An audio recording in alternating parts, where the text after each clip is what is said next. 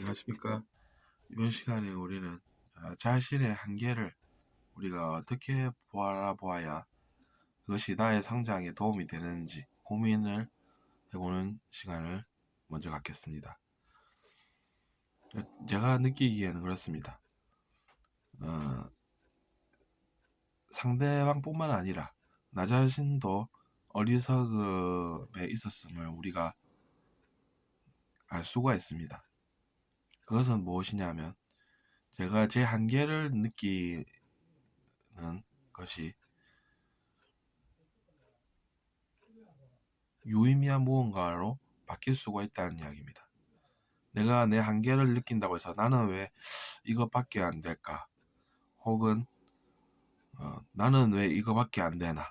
나는 남 탓을 해야만 하겠다. 라는 그런 것은 우리가 지양해야 한다는 이야기입니다.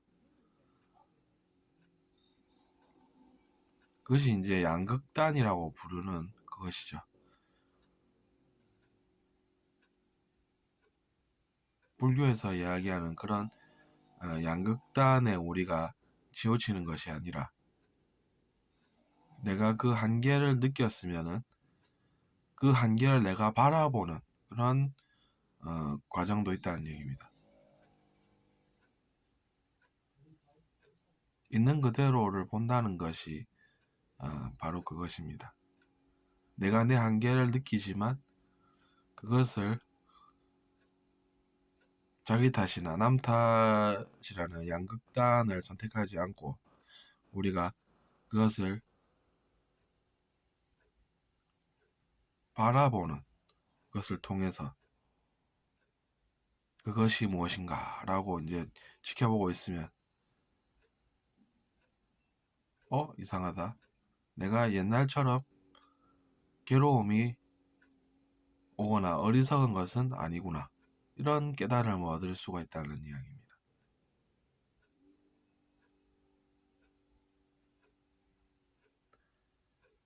우리가 자기 자신 탓을 해서 괴로울 이유도 없고 남 탓을 해서 그 사람과 사이가 나빠질 이유도 없다는 이야기입니다. 내가 한계가 있다는 것은 그냥 이제 그것을 우리가 느끼고 그렇구나 라고 이제 자기 자신을 바라보는 눈을 가짐으로써 그냥 보고 있으면 되는 것이지 다른 것은 아니라는 이야기입니다.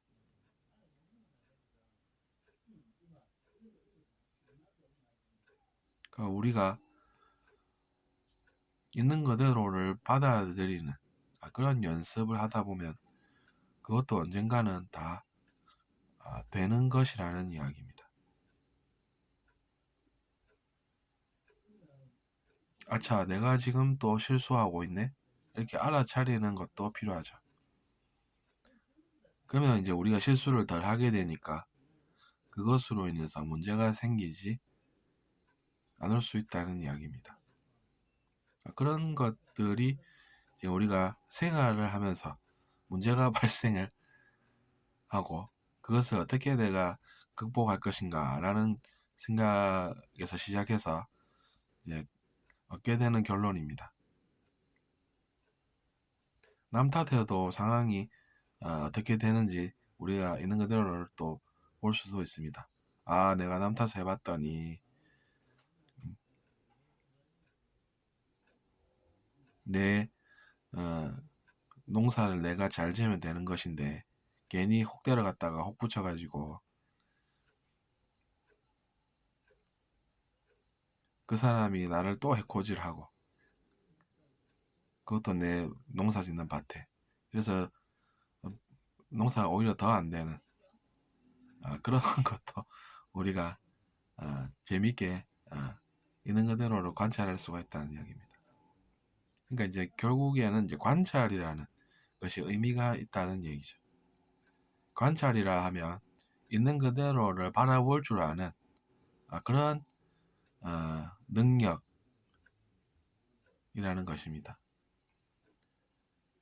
있는 그대로를 바라보는 능력이 있는 사람은 그것이 지금 어떻게 일어나고 있는 것인가 바라보는 사람이기 때문에 관찰자, 연구자가 됩니다. 연구자가 될 수가 있다는 얘기입니다. 하지만 이제 그렇게 바라보지 못하는 사람은 마음속에 문제가 생긴다는 얘기입니다. 그 문제를 스스로 해결하지 못하고 어찌할 바를 몰라서 남 탓을 바로 해버리고, 아니면은 성향이 선하신 분들은 내 탓을 내가 해버리고, 그러면 이제 마음속에 괴로움이 오고 그렇게 살아간다는 이야기입니다.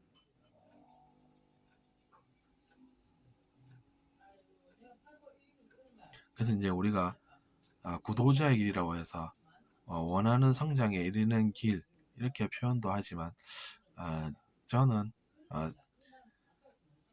생활하면서 생기는 문제를 우리가 어떻게 해결할까, 이렇게 이제 고민하고, 그래서 이제 제가 읽고 들은 그런 것들이 이 문제 해결과 관련해서 어떠한 도움이 될까, 이런 것들을 이제 생각하고, 그렇게 해서 제가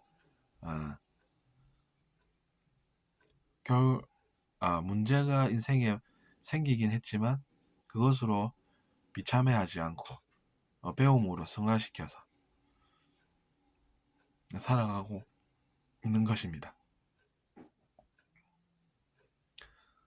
그래서 우리가 이번 시간에는